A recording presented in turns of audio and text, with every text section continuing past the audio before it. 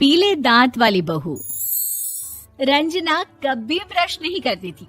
उसे कितनी बार उसके माँ बाप ने डांटा, लेकिन उसका कोई असर उस पर होता ही नहीं था, जिस कारण से उसके दांत पीले पीले हो जाते हैं। शादी के बाद। अरे बहू, वैसे तो तुझ में कोई कमी नहीं है, पर तेरे दांत इतने पीले कैसे हैं बेटा? कैसे मतलब? कोई सर्जरी थोड़ी ना कराई है। वो तो क्या नाम, मैं ब्रश नहीं करती थी तो पीले हो गए। अब क्या करूं? आप कहें तो लाल करवा लूं या फिर काले? यार ये क्या है, क्यों माँ से लड़ रही हो? लड़ रही हूँ? अरे मैं लड़ रही हूँ या ये बोल रही है कि दांत पीले हैं, पीले। अरे तपस्या थोड़ी ना की है इन्हें पीले करने के लिए। बकायदा ब्रश नहीं किया है 20 साल तक, तब जाकर। छी, कैसी बात कर रही हो? ये उस वक्त तो पीले नहीं थे जब हम लोग तुम्हें देखने आए थे। अरे तब साफ करवा लिया होगा डेंटिस्ट के पास जाकर। अब देखो कैसे पीले पीले लग रहे हैं। रंजना सास की तरफ गुस्से से देखती है। फिर शुरू हो गई पीले पीले पीले। अरे पीले तो तब भी थे जब मेरे हाथ का रसगुल्ला उड़ा उड़ा कर खा रही थी और बोल रही थी, लड़की नहीं गुणों का खजाना दे रहे भाई साहब आप। खैर, अब वो लोग करते भी तो क्या करते, पीले दांत वाली बहू पल्ले पड़ी थी तो झेलना तो था ही। एक दिन कीर्तन में रंजना गाना गा रही थी। अरे कमला बहन, माँ का द्वार है, यहाँ तो सब शुद्ध होकर आते हैं, फिर अपनी बहू को ब्रश भी नहीं करवाती तुम।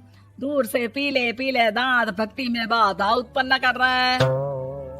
अरे कोई 2 साल के बच्चे थोड़ी ना लेकर आई हूँ मैं बहू बनाकर। अच्छी खासी लड़की है, अरे कैसे करवाऊं ब्रश? ये तो उसे खुद करना चाहिए ना। अब माँ बाप तो इसके जैसे तैसे निपटा दिए, ये नहीं सोचा कि सास कैसे संभालेगी।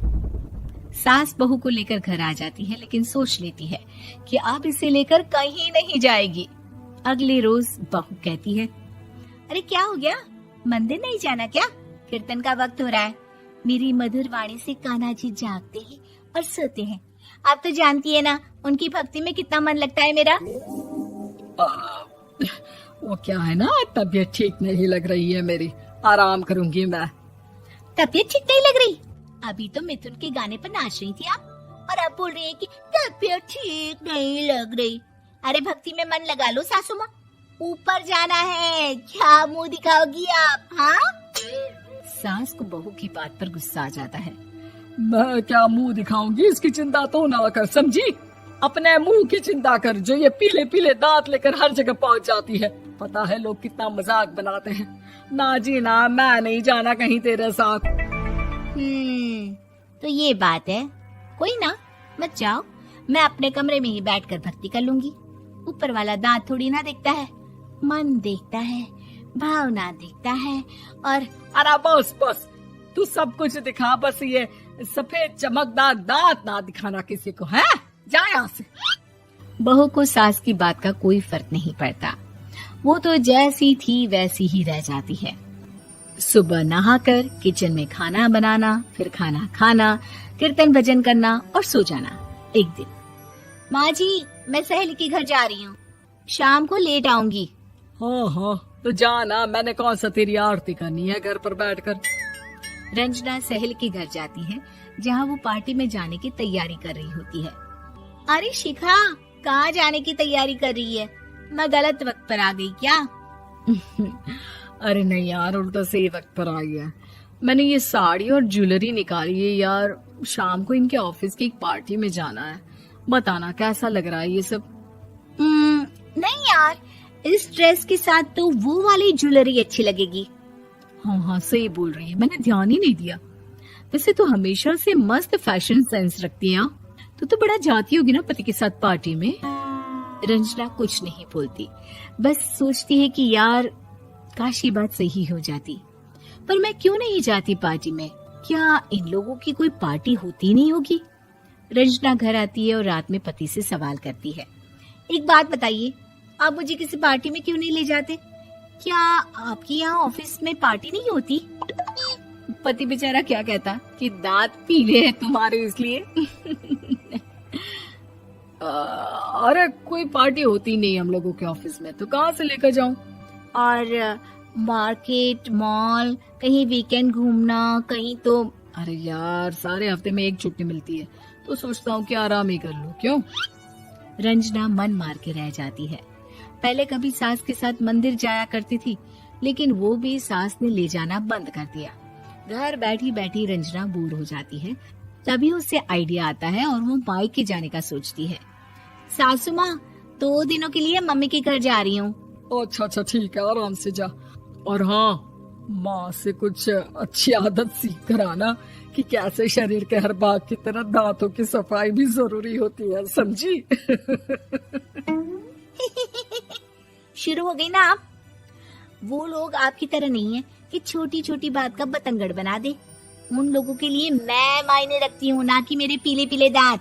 रंजना माँ को बिना बताए उन लोगों को सरप्राइज देती है, लेकिन जैसे ही वो दरवाजे पर पहुँचती है, अंदर देखती है कि घर वाले कहीं जा रहे होते हैं। अब माँ, काश रंजना दीदी के दांतों वाली प्रॉब्लम नहीं होती, तो वो भी हम लोगों के साथ चलती ना बुआ जी की बेटी की शादी में। हाँ बेटा, लेकिन अब उसे कौन समझाए कि उसको उसके पीले दांत नहीं दिखते, लेकिन उसके आसपास के लोगों को कितना एम्बैरेसिंग फील कराते हैं। मुझे तो कितनी बार उसके स्कूल की टीचर ने शिकायत की कि उसके साथ कोई लड़की बैठना भी नहीं चाहती, और ना ही कॉलेज में कोई उससे बात करना चाहता था। लेकिन पता नहीं क्यों उसे ये बात समझ में ही नहीं आती। कोई कमी नहीं है उस लड़की में, बस यही कि दांत पीले हैं। वो तो भला हो जीजाजी और उनकी माँ का, जो दीदी को जैसी है वैसे ही रखा हुआ है। रंजना को अपने घर वालों की बात सुनकर बहुत दुख होता है। वो सोचती है कि वो क्या करे, लेकिन फिर वो सीधा डेंटिस्ट के पास जाती है, अपने दांत चमकाती है और कसम खाती है कि वो रोज ब्रश करेगी। अरे क्या हो गया? तुम तो 2 दिनों के लिए गई थी ना, पर कोई ना, अच्छा है, चलो आ गई तो। रंजना सास के सामने आकर खड़ी हो जाती है और पूरी स्माइल करती है, उसके चमकदार दांतों को दिखाती हुई। हैं? चले मंदिर। माँ, मुझे माफ कर दीजिए, मैंने आप लोगों को बहुत एम्बैरेसिंग फील करवाया। मैं आज से रोज ब्रश करूंगी।